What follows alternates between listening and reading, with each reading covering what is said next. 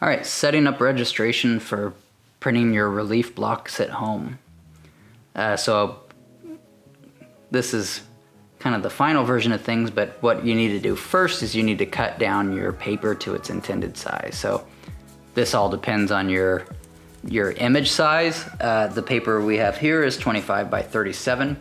So I am gonna be tearing this down into sheets that are a sixth of the final paper size. So I'm marking this all at 12 inches,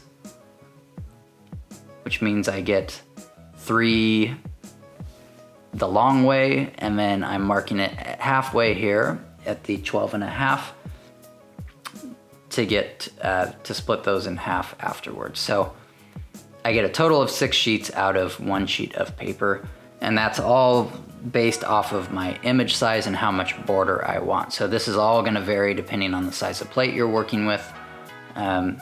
But for what I'm doing here, this is what I'm gonna be using.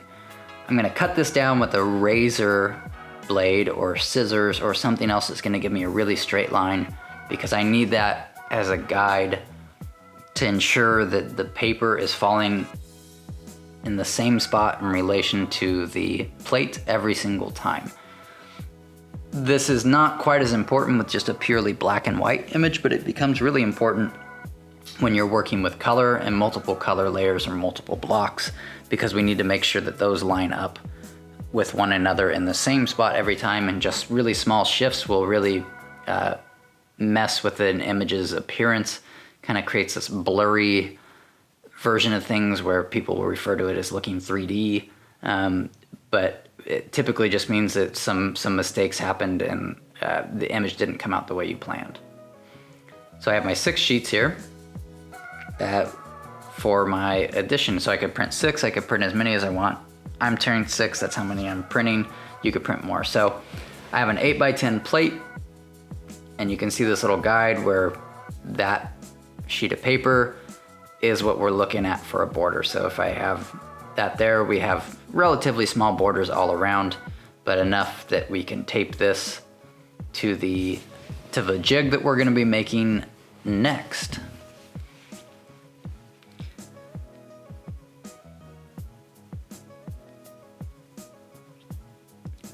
So the jig that we're making, or the template for our block, is to make sure we're gonna be creating this thing so that we know that the block always butts in and stays secure into one spot in this jig, and so that our paper always kind of falls in the same spot in relation to the block every single time.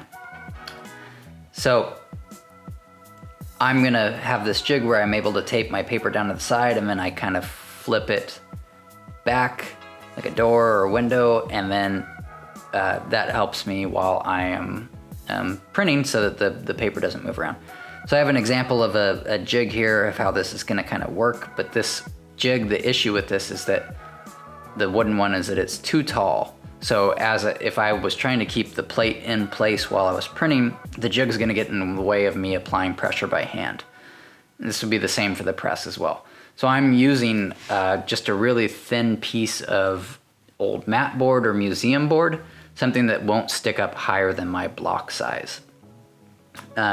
So this could be a piece of cardboard, this could be the back of an old drawing pad, like a newsprint pad or a drawing paper pad, something that's gonna fall just a little bit lower than what my block is.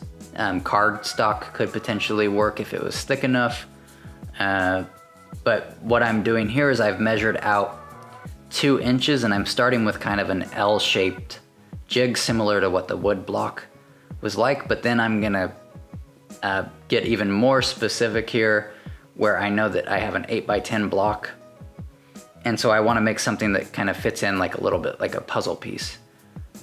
So I'm gonna be making a U-shaped jig here. So I mark it at the 8 inches. I know my block is 8 inches wide. And then I'm connecting those lines. And then I know that my block is 10 inches long. So now I'm measuring down from where all those lines meet, down 10 inches on both sides. Be sure to measure from the edge of where the block would be, not from the edge of the jig. And then I'm gonna connect that. And so now I know that my block will fit in that rectangle that I've established there. So I've cut that down to the 10-inch size, and now what I need to do is cut out the space for my block to fit into. So I'm using an X-Acto because I have pretty thin material here, and a straight edge. I'm not gonna cut this freehand because I'm gonna get a super crooked line where the plate will just move around all awkwardly. And so once I have that space cut out, then I'm gonna make sure that my block actually fits snugly in there and doesn't wanna move around. So I should be able to slide this in. You can see it fits perfectly in there, and it's not gonna move around when I'm trying to print. And that's exactly what I'm looking for. So now I can check here to make sure that this works for my paper. I have somewhere to tape this down to. And now I need to mark off where my actual paper edge will be on this jig. So if your paper was gonna have larger borders, the 2 inches at the top probably wouldn't be enough. So you'd have to work with a slightly bigger piece of mat board or material to plan out so that your paper is at least, has 2 edges that we can line up as like an L at the top of the image. So I'm marking I believe it's 1 inch here at the top, and I'm gonna draw a line all the way across him, and I know that my razor edged sheet of paper can line up flush with that line. If I have a crooked piece of paper or a crooked tear, that's not gonna line up so snugly, and it's gonna make it kind of confusing to how this paper lays each time. So now I need to do that on the right hand side as well, so that I have a space to tell me where the right hand side of the paper goes. So I'm measuring out for this as well. 2 marks, I'm in a line that goes straight across.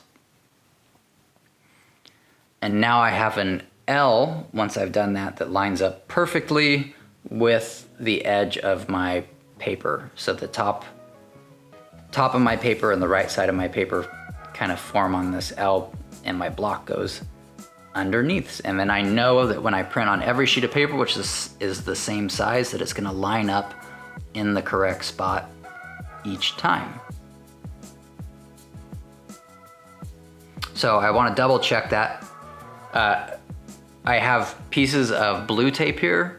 You wouldn't wanna use like packing tape or mask or any sort of Scotch tape that's gonna rip this paper. The fibers are pretty gentle. So you see actually I put it on my shirt first to kind of reduce some of the tackiness, so that when I do pull this off after I'm done printing, it doesn't pull off all the fibers or rip the paper.